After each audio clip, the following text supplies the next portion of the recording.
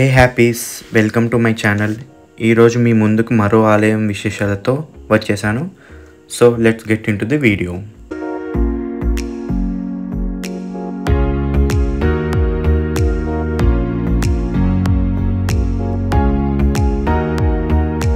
ఈరోజు మనం కర్ణాటక తెలంగాణ రాష్ట్రాల సరిహద్దు ప్రాంతంలో ఉన్న బీదర్ దగ్గరలో ఉన్న మంగల్పేట్లో స్వయంభుగా వెలిసిన శ్రీ జరణి నరసింహస్వామి ఆలయాన్ని దర్శించుకుందాం పదండి.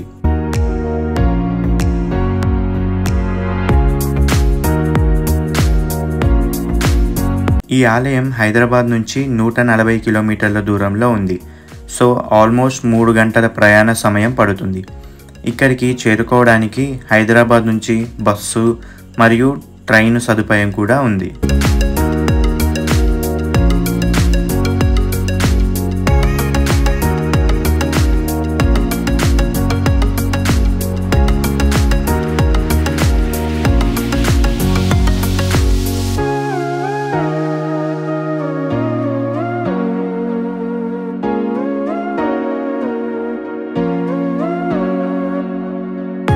మీరు కనుక ఓన్ వెహికల్లో వస్తే మీ వెహికల్ని ఇక్కడ పార్క్ చేసుకొని దర్శనానికి వెళ్ళొచ్చు. పదండి మనం దర్శనానికి వెళ్దాం. సో ఇలా మనం స్టెప్స్ ఎక్కితే మనకి రైట్ సైడ్లో టెంపుల్ కనిపిస్తుంది. ఎదురుగా మీకు కనిపిస్తున్న బిల్డింగే అడ్మినిస్ట్రేషన్ బిల్డింగ్. ఇక్కడ మీకు లాకర్స్, ప్రసాదం కౌంటర్, అలాగే దర్శనం యొక్క టికెట్స్ కూడా లభిస్తాయి. పర్ పర్సన్ టికెట్ వచ్చి 10 రూపీస్ తీసుకుంటారు దర్శనం టికెట్కి. పదండి మనం కూడా టికెట్ తీసుకొని దర్శనానికి వెళ్దాం.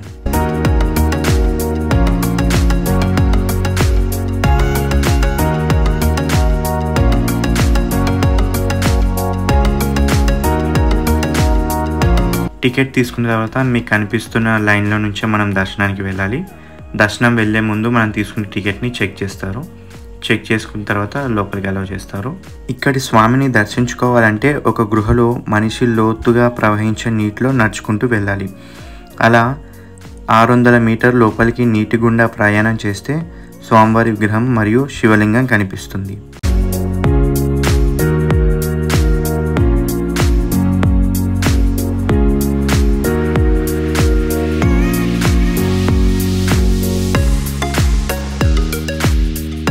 ఇప్పుడు ఆలయం యొక్క విశిష్టత గురించి తెలుసుకుందాం.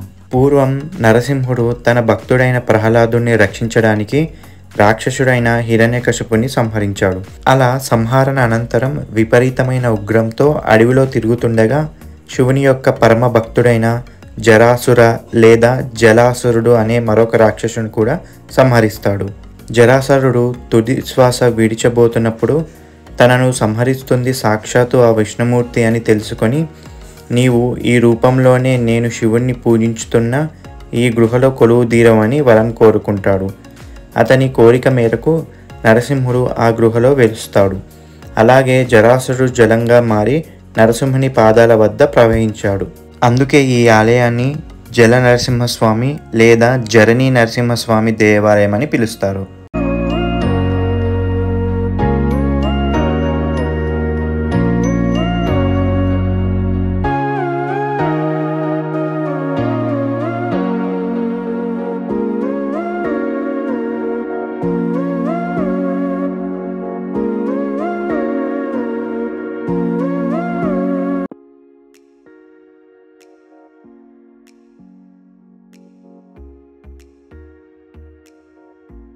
ఈ ఆలయం చుట్టూ కొండలు, పచ్చని ప్రశాంతమైన వాతావరణంలో ఉంది.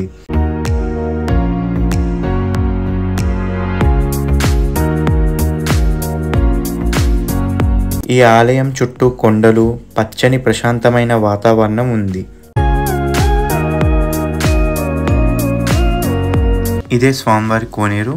ఇందులో మీరు స్నానం చేసి మీకు బట్టలు చేంజ్ చేసుకోవడానికి ఆ పక్కనే రూమ్స్ కూడా అవైలబుల్గా ఉంటాయి.